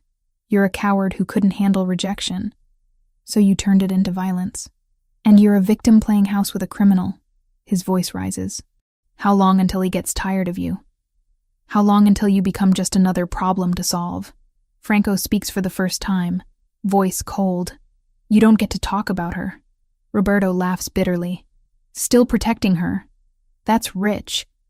You couldn't even protect her from me when I was using your own people to get to her. The words land heavy. Franco's posture goes rigid beside me. What did you say?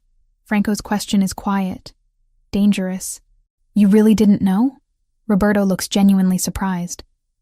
Someone in your organization fed me her schedule. Hospital shifts, routes she took home when she'd be alone. I didn't just randomly grab her off the street, brother. I had help. Inside help. The temperature in the room seems to drop. Franco's hand moves to his phone, but he doesn't break eye contact with Roberto. Who? Why would I tell you that? It's the only leverage I have left. Roberto leans back as much as the restraints allow. You want the name? Give me what I asked for. Exile. Money. Freedom. You're not in a position to negotiate. Neither are you. Because if something happens to me, that person keeps operating in your organization, keeps feeding information to whoever pays. Maybe next time it's not about a rejected nurse. Maybe it's about your business, your territories, your life. Roberto's smile is ugly. So yes, brother, I am in a position to negotiate. I watch Franco process this, see the calculation behind his eyes. He's weighing options, running scenarios. Finally, he pulls out his phone and types something. Nicholas will bring you a written agreement. Full disclosure of every name, every detail of how this was arranged. In exchange, witness protection and relocation. Not exile on your terms, but supervised removal from Chicago under federal oversight. You'll testify against your collaborator. That's the deal. That's prison by another name. That's the only offer you're getting. Take it or I turn you over to the FBI right now with nothing. Roberto stares at the ceiling, thinking. I watch him search for angles, for loopholes. There aren't any. Finally, he nods. Fine, but I want it in writing. Every detail. Done. Franco turns to me. Are you finished? I look at Roberto one last time. 6 months ago, this man nearly destroyed me. Now he looks pathetic, desperate, scrambling for scraps of control. I survived you, I tell him quietly. That's all I needed to say. We leave him there. Nicholas is already waiting outside with documents, moving with the efficiency that's become familiar. Franco doesn't speak until we're back in his office, door closed. I should have seen it. His voice is tight with controlled fury. Someone close enough to know your patterns, to access scheduling information. I should have investigated everyone immediately. You were focused on finding Roberto and keeping me safe. You can't predict every betrayal. Yes, I can. That's my job. He slams his hand on the desk, the only outward display of anger. That's what I do. Anticipate threats, identify weaknesses, protect what matters. And I failed. You didn't fail. I'm here. I'm safe. Roberto is contained. Because you got lucky. Because the person he hired was incompetent with the van surveillance. He turns to face me fully. Don't you understand? You could have died because I missed something. I cross to where he stands. Stop. We're going to find whoever helped him. You're going to handle it the way you handle everything. Methodically, completely.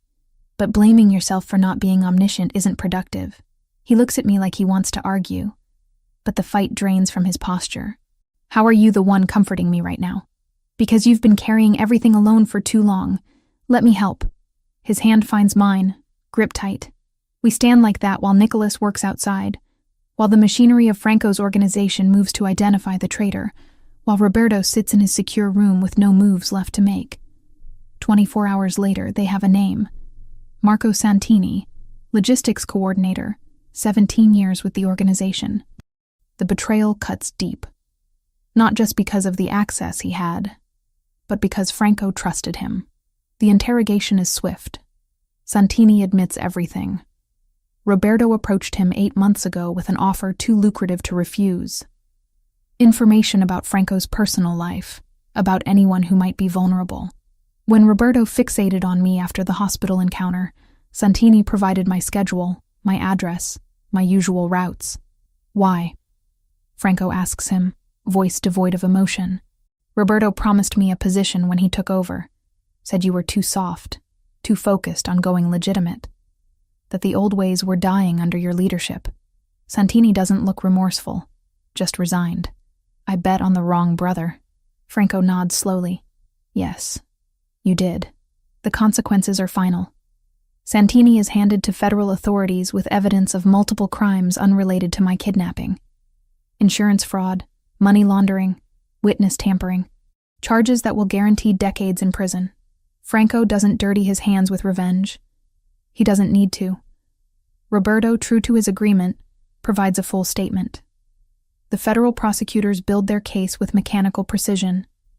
I give my testimony in a conference room with lawyers and agents, recounting 3 months of captivity with clinical detachment. Franco waits outside, and when I emerge, he doesn't ask how it went, just hands me a bottle of water and waits for me to breathe. The trial is set for 6 months out, but the outcome is foregone. Too much evidence, too many witnesses, too clear a pattern of predatory behavior. Roberto will spend the next 20 years minimum in federal prison. It's over, Nicholas says one evening as we review the final documents. Officially over, but it doesn't feel over. It feels like the beginning of something else entirely. The question Franco and I have been avoiding since Roberto's capture. What happens now? The answer comes 3 days later when Franco finds me in the library, staring at my laptop without really seeing it. I've been thinking. He starts, then stops. Franco never hesitates. The fact that he is now tells me this matters. About what comes next. For you, my heart rate picks up. Okay, you have options. Full options, not the limited ones I gave you before. He sits across from me, maintaining space. Witness protection can give you a new identity, new city, complete fresh start. Or I can arrange something similar privately. Better resources, more control over the details. Either way, you'd be safe to rebuild your life however you want. Those are the running away options. What are the staying options? His eyes search mine. Staying means accepting that my world will never be completely safe or normal. I'm transitioning to legitimate business, but that takes years. There are still enemies, still complications, still risks I can't entirely eliminate. That's not an answer to my question. The staying option is this. He leans forward. You build whatever life you want. Clinic work, hospital position, private practice, whatever matters to you. You live in a place you choose, not a safe house. You have freedom and autonomy, but you're also part of my life, as much or as little as you're comfortable with. I'm not asking you to be hidden away or protected like a possession. I'm asking if you want to try something real with me, knowing it will be complicated. And if it doesn't work, if I decide 6 months from now that this is too much, then you leave. With resources, protection, whatever you need. No pressure, no obligation. His voice drops lower. I'm not Roberto, Megan. I won't trap you. If you stay, it has to be because you want to. Every single day. I close my laptop, giving him my full attention. I want to stay. But I need you to understand something. I'm not staying because I need protection anymore. I'm not staying because I'm grateful or traumatized or confused. I'm staying because when I think about my future, you're in it. That scares me, but leaving scares me more. Something in his expression shifts. Relief, maybe, or hope. I'm scared too, he admits. I've built everything in my life on control and calculation. You're neither of those things. You're a variable I can't predict, and that should terrify me. But it doesn't. It just makes me want to try. Then we try, I say simply. He stands, offering his hand. I take it, and he pulls me up.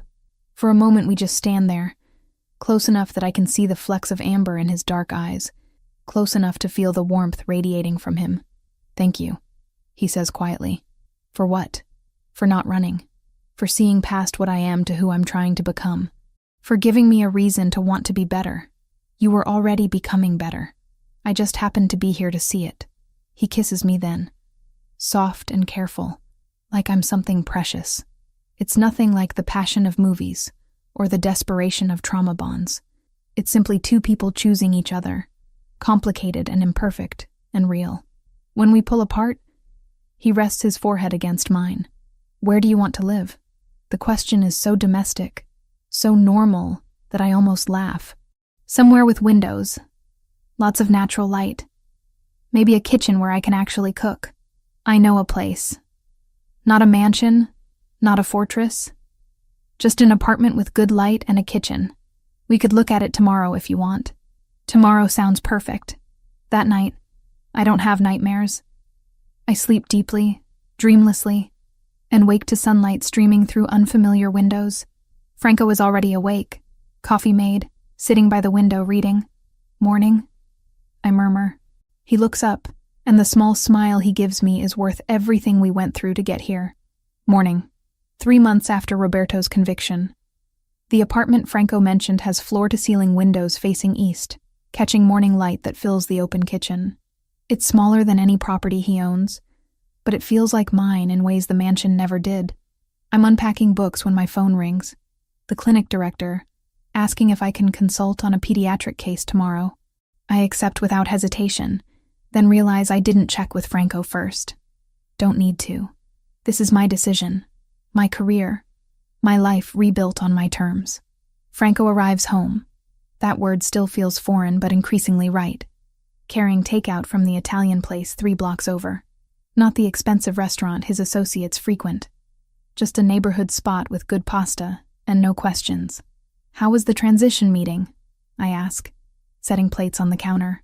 He loosens his tie, looking tired, but satisfied. Productive. The tech investors are ready to move forward with the legitimate holdings. Nicholas will run the legal operations while I phase out everything else. How long will the phase out take? 2 years, maybe 3. Some connections can't be severed overnight without causing problems. He pauses, measuring his next words. I won't pretend it's clean. There's still risk, still complications from past decisions. But I'm committed to this path. I know you are. I hand him a fork. Otherwise, I wouldn't be here. We eat in comfortable silence. The kind that develops between people who've seen each other at their worst and chosen to stay anyway. Outside, the city moves through its evening rhythms, traffic, voices, the ordinary chaos of life continuing. The clinic called, I mention. There's a case tomorrow I want to take. You don't need to ask permission. I'm not asking. I'm telling you because you're part of my life now. There's a difference. His expression softens. Fair point. What's the case? I explain the details. A 7-year-old with complex symptoms, family without insurance, clinic struggling to provide adequate care. Franco listens with the same focus he brings to business negotiations. What do they need? He asks when I finish. Better diagnostic equipment, specialist consultations they can't afford. But the clinic's funding is limited. Send me the details. I'll make sure they have what they need. Franco. Not as a favor to you, as an investment in legitimate community work. The foundation I'm establishing needs projects like this. He meets my eyes. Let me do something good with resources that came from questionable places. Please. The sincerity in his voice reminds me why I chose this complicated man over safer options. He's genuinely trying to become better. Not just appear better. Okay, I agree. But the clinic director deals directly with your foundation. I stay out of the financial arrangements. Agreed. Later that night, I'm reviewing medical journals when Franco emerges from his office looking troubled. I set aside my reading. What's wrong? He sits heavily on the couch beside me. I got word that Roberto's asking for a meeting. Through his lawyers, completely official channels. He wants to speak with me before his final sentencing hearing next month. My stomach tightens at the name. What does he want? Unknown. Could be genuine attempt at closure. Could be manipulation. His lawyer claims it's about family matters he needs to resolve. Are you going? That depends. He turns to face me fully. On whether you're comfortable with it. He's your trauma too, not just mine. If you don't want me engaging with him at all, I won't. The fact that he's asking, that he recognizes my stake in this decision, matters more than the answer itself. I think you should go, I say carefully. Not for him, for you. To close that chapter completely. Come with me? The request surprises me. You want me there? I want you to have the choice. If seeing him again would help you, or if you'd rather never lay eyes on him, either is valid. But I won't hide this from you or make decisions about him without your input. I consider it. The last time I saw Roberto was at the trial, watching him sentenced to 23 years for kidnapping, assault, conspiracy. He'd looked diminished, defeated. Seeing him now, in a controlled setting, might provide closure I didn't know I needed. I'll come, I decide. But I'm not speaking to him. I'm there to support you, and witness whatever he has to say. That's all. That's more than he deserves. The meeting is arranged for the following week at the Federal Detention Center. We pass through security, surrender our phones, sit in a monitored room with guards stationed at each exit. Roberto arrives in orange jumpsuit, wrists shackled, looking older than his 31 years. His eyes find me first. You brought her. She chose to come. Franco corrects. What did you want to discuss? Roberto sits awkwardly, chains restricting his movement. For a long moment, he just stares at the table between us. I've had time to think, he finally says. About choices I made, people I hurt. My lawyer suggested I make amends as part of my sentencing consideration. But that's not why I'm here. He looks up at Franco. I need you to know I understand what I did to our family. To you. Franco's expression remains neutral. Go on. Growing up, I resented you for being everything I wasn't. Smarter, stronger, father's favorite. When he died and you took over, that resentment became hatred. Roberto's voice cracks slightly. I told myself you stole my birthright, that I deserve power you claimed. But the truth is, I was never capable of leading. I was always destructive.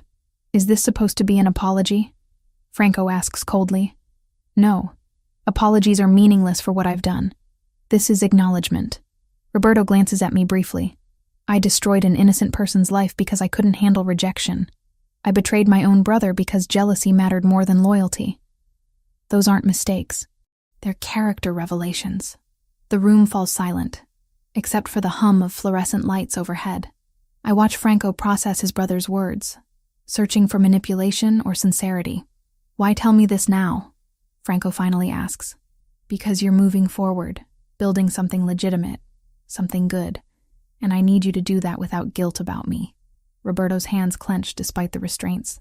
You didn't fail me. I failed myself. Whatever happens to me in here, that's consequence, not tragedy. Franco stands abruptly. Is that everything? Almost. Roberto looks directly at me for the first time. I can't apologize to you. Nothing I say would matter or change what I did, but I want you to know that you surviving me, rebuilding your life, finding happiness with my brother. That's the best punishment I could receive. You won. Completely. I don't respond. There's nothing to say to that. We leave without further conversation. In the car, Franco grips the steering wheel tightly, but doesn't start the engine. Do you believe him? I ask quietly. I don't know. Part of me thinks it's genuine realization. Part of me sees strategy, painting himself as reformed for the sentencing hearing. He exhales slowly. Either way, it doesn't change anything. He's still responsible for everything he did. Agreed. Franco starts the car. We drive in silence until he pulls over at the same overlook where we first acknowledged our feelings months ago. I need to say something. He begins. Seeing him today, hearing him talk about choices and consequences, it reminded me that I'm making my own choice every day. To leave that world behind. To build something better. To be worthy of you. Franco, let me finish. He takes my hand. You didn't just survive Roberto. You survived everything that came after. Living in my world. Accepting its complications. Staying when you had every reason to run. You chose to see potential in me when you could have just seen a criminal. I saw a man trying to become better. I correct. That's different than potential. That's action. And you're part of that action. Knowing you're here, building a life with me. It makes the hard decisions easier. Transitioning the business, cutting ties with dangerous people, investing in legitimate projects. I'm not doing it alone anymore. I squeeze his hand. Neither am I. We're doing it together. He leans across the console, kissing me with a tenderness that still catches me off guard. When we pull apart, he's smiling. A real smile, not the controlled expression he shows the world. Let's go home, he says. Home. The word resonates differently now. It's not a safe house or temporary shelter. It's the apartment we chose together, the life we're building, the future we're creating despite complicated pasts. That evening, I'm working on case files when Nicholas stops by with documents for Franco to review. He lingers in the doorway after Franco disappears into his office. He's different with you, Nicholas observes. Different how? Lighter, like he's carrying less weight. Nicholas's usual professional demeanor softens slightly. I've worked for Franco for 12 years. Never saw him care about anything except the organization and his reputation. Now he cares about you. It's good for him. He's good for me too, I admit. In ways I didn't expect. Nicholas nods, satisfied, and leaves.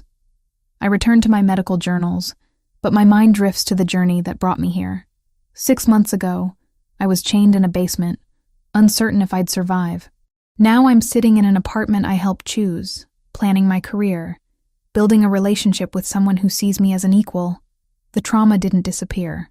I still have difficult nights, still flinch at unexpected sounds, still carry scars, physical and otherwise. But I'm also stronger than I was before, more certain of who I am and what I want. Franco emerges from his office hours later, finding me asleep on the couch with journals scattered around me. He carefully moves the books aside, drapes a blanket over me, turns off the lights. I'm half awake but don't move, just listen to him settle in the chair nearby, keeping watch the way he has since the beginning. You don't have to stay. I murmur. I know. I want to. I drift back to sleep with those words warming me. When I wake before dawn, he's still there, and something about that simple act of presence says more than any grand gesture could. We're not perfect. Our relationship is built on trauma and complicated circumstances. There are no guarantees about the future, no promises that risk won't find us again. But we're here, together, choosing each other every day. And somehow, that's everything I need.